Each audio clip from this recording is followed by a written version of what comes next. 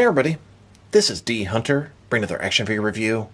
Today, we're going to look at the McFarlane DC Multiverse Collector's Edition Wave 2 Sinestro Core War Sinestro. I pre-ordered this guy from the McFarlane toy store and it finally arrived today. So let's take a look at the packaging. As you can see at the top, 22 moving parts, McFarlane toys, ages 12 plus. This is part of the McFarlane Collector's Edition DC Multiverse Sinestro. Here he is in the package. Looks like we have a yellow lantern battery, a couple of yellow lantern constructs, a display stand, a collector's card, and a display stand for the collector's card. One side of the package, McFarlane Collector's Edition Sinestro from Sinestro Core War. Other side, Sinestro. This is the 6th figure in the Collector's Edition subline. At the bottom, bunch of credits. There's his barcode, if that helps anybody. And on the back side, here is Sinestro posed up. So with no further ado, let's open him up. And I did get the entire bundle from the McFarlane toy store. Between the bundle discount and the coupon code, I paid slightly less than retail for all these figures, even after shipping and taxes. Alright, now that this figure out of the package, here he is with all his accessories laid out. He comes with a display stand, a collector's card, a display stand for the collector's card, a lantern battery, and then a yellow construct. But before we take a look at those, let's talk about and check out the actual figure. So this is Thal Sinestro. He started off as a Green Lantern of Sector 1417, but he was more of a dictator than a protector. Hal Jordan told the Guardians about his behavior, and then they sort of pushed him out of the Green Lantern Corps. He ended up harnessing the power of yellow energy of fear, and then formed the Sinestro Corps.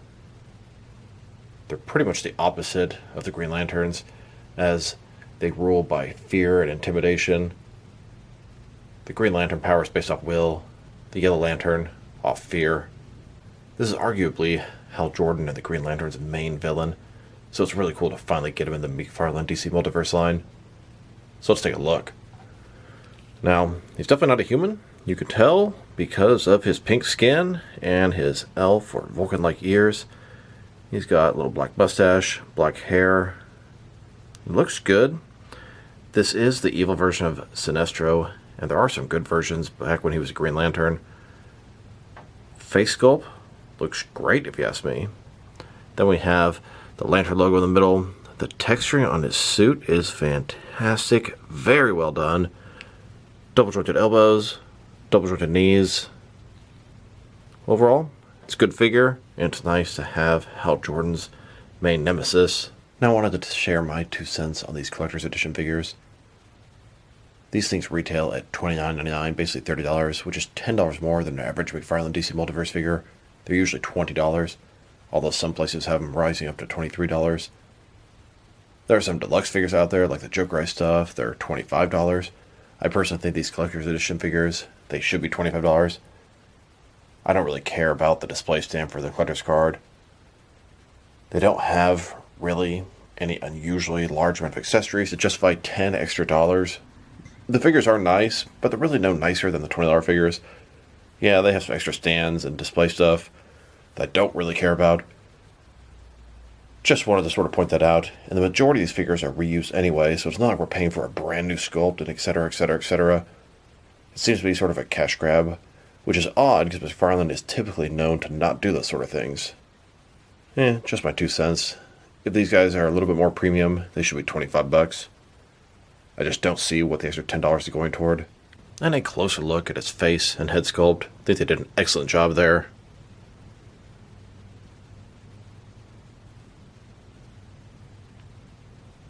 I also wanted to take a closer look at his power ring.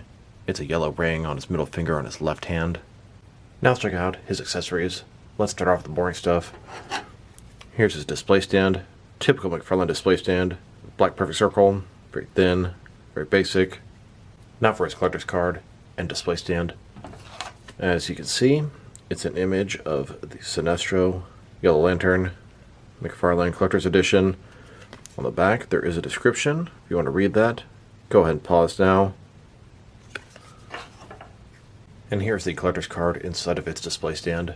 Now this doesn't do a lot for me, but if you want to display your figures with something like this next to it, there you go. Now for his construct. It's cast in a semi-transparent yellow plastic. It's a bunch of chains with a bunch of claws sticking out. Gonna grab his opponent, pull it toward him, Mortal Kombat style. Looks like it's gonna wrap around his arm over here. Here's Sinestro, holding the construct, about to pull you toward him. And then for his lantern battery, this recharges his power ring. Now this is also cast in a semi-transparent plastic, and I've always found it odd that McFarlane does this. These are not constructs. They shouldn't be semi-transparent unless they're trying to simulate energy or something. These are actually a solid item. Here's Sinestro, recharging his power ring. Now I want to check out the reuse between Sinestro and Kyle Rayner. So, starting with their heads, are obviously different. The torso, the top part, it appears to be different. Maybe they just altered Kyle's mold, but it's got a split in the collar here, the logo. He's got the sort of sculpted line going down there. So I'd say the top part's different. The stomach is definitely the same. The diaper is different. I'd say the arms are totally the same, except for the hands are different. And I'd also say the legs are totally the same. Still, smart reuse, but if the figure is going to be the majority reuse, how's it going to be $30? Just saying. Now that we've taken a pretty good look at both the figure and his accessories, now let's check out his height. From bottom to the top of his head, standing at about 7.2 inches tall, which can translate to just over 18 centimeters. Now for his articulation. Starting with his head, of course, he can rotate from side to side. He can look up, very good amount, down, pretty nice as well. Can tilt his head from one side to the other. Shoulders on a ball joint goes out more than 90 degrees. Up, down, around, all that good stuff. He's got a butterfly joint between his shoulder and chest, increasing the range of motion and covering the large gap that would be there. Bicep cut below that. Double jointed elbows below that. His wrist can rotate, and it's going to be hinged as well. Ball joint his torso, rotate around, forward and back. Another one is his waist, rotate around, forward and back. Between the two, pretty good range of motion in his torso area. A little more out of the waist than the torso on this guy. Legs, complete just the splits. Not a ball joint, McFarlane style hip joints. Rotation, minimal at best. They go forward, about that far. Back, not much. Double jointed knees.